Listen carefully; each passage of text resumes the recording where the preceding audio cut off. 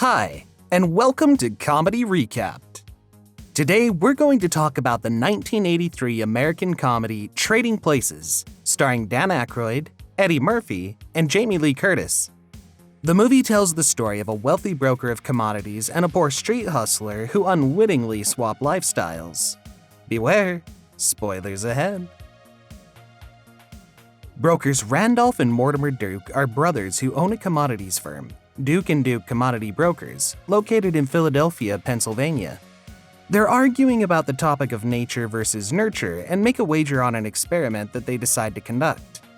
They take two people to opposite sides of the social hierarchy and observe the results in the end. They witness an encounter between the managing director, a well-mannered and educated man by the name of Louis Winthorpe III who's engaged to the Duke's grandniece, Penelope, and a poor black street hustler by the name of Billy Ray Valentine. Valentine is first introduced as a dirt-poor con artist who's found pretending to be blind and paralyzed, rolling around on the streets of Philly while begging for money. He runs into Winthorpe outside of his office building after being chased out of Fairmount Park for panhandling.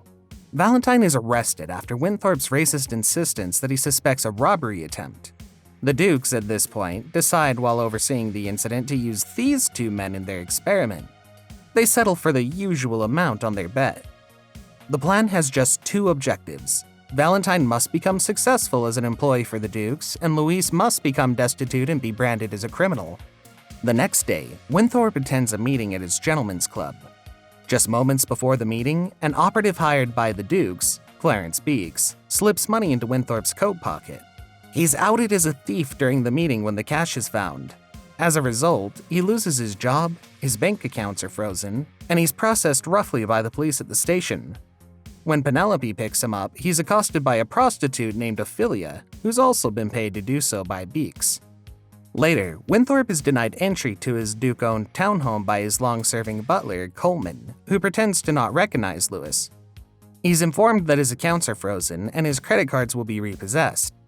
He's thrown out of the bank and onto the street. There, he begs Ophelia to help him while reminding her of her part in the scheme to ruin his life.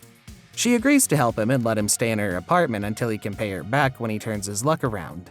He learns that Ophelia is actually quite clever and business-minded, with quite a bit of money invested in several securities. She reveals that she hopes to one day retire comfortably with her investments. Winthorpe, now ostracized from his former friends and Penelope, who all believe the trumped-up charges against him, turns his attention to Valentine. He thinks the street hustler must have set him up for all of this. Meanwhile, the Dukes post bail for Valentine and install him at Winthorpe's position with Winthorpe's old home. He quickly becomes a stellar employee of the Dukes. His street-savvy attitude proves to be an asset. Dukes believes that he could make millions on stock trading in the market.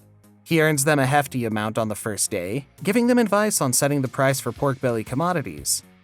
His general behavior and demeanor change, mirroring the well-mannered demeanor of Winthorpe from the beginning.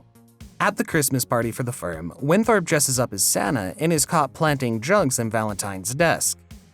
He flees, fulfilling the criminal act that the Dukes had as an objective in their experiment. Meanwhile, Valentine is hiding in a stall in the men's room, smoking a joint that he stole from the drugs he tossed into the garbage can. The Dukes enter the washroom after him and don't know he's there, so they begin to discuss the outcome of their experiment. Valentine, unbeknownst to them, overhears the exchange and seeks out Winthorpe. He's learned that they plan to let Winthorpe become destitute and oust Valentine after using his natural savvy to corner the stock market on a specific commodity. Winthorpe is found attempting suicide by overdosing on some pills that he'd planned to frame Billy Ray with. The other three, Valentine, Ophelia, and Winthorpe's butler, Coleman, nurse him back to health and tell him about the experiment. While watching the news, they learn Beeks is transporting a secret United States Department of Agriculture report on orange crop reports. Winthorpe and Valentine recall large payments made by the Dukes to Beeks. They quickly realize that the Dukes will get the report early and plan to corner the market on frozen orange juice concentrate. They agree to disrupt the plan as an act of revenge. The four board Beeks train in disguise on New Year's Eve, planning to switch the report with a forgery to predict incorrect orange crop yields. Beeks catches them in the act and tries to kill them, but he's knocked unconscious by a gorilla that happens to also be on the train. They, in turn, disguise Beeks in a gorilla costume and cage him alongside the actual animal. The group delivers the forged report in Beak's place. Winthorpe kisses Ophelia and then travels to New York City with Valentine. With them, they carry Coleman's and Ophelia's life savings to enact their final plan. The Dukes commit their holdings to buy frozen concentrated orange juice futures contracts on the trading floor, which commits them legally to buying commodities later. Other traders follow their lead and the price skyrockets. Valentine and Winthorpe short sell juice future contracts at these inflated prices. The broadcast of the actual report and its normal harvest prediction causes the price to plummet.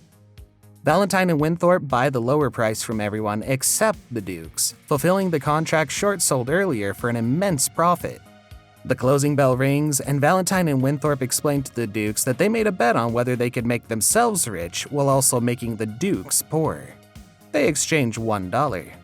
The Dukes cannot supply the $394 million required to satisfy their margin call. The exchange managers orders their seats sold, and all of their corporate and personal assets are to be confiscated. This effectively bankrupts the Duke brothers. Randolph collapses, holding his chest while having a heart attack, and Mortimer begins shouting at the others. He demands that the floor be opened back up in a futile plea to recoup the losses. Next, a now wealthy Valentine, Winthorpe, Ophelia, and Coleman are seen vacationing on a beautiful beach, while Beaks and the gorilla are seen loaded on a ship headed to Africa. And that's going to wrap things up for today.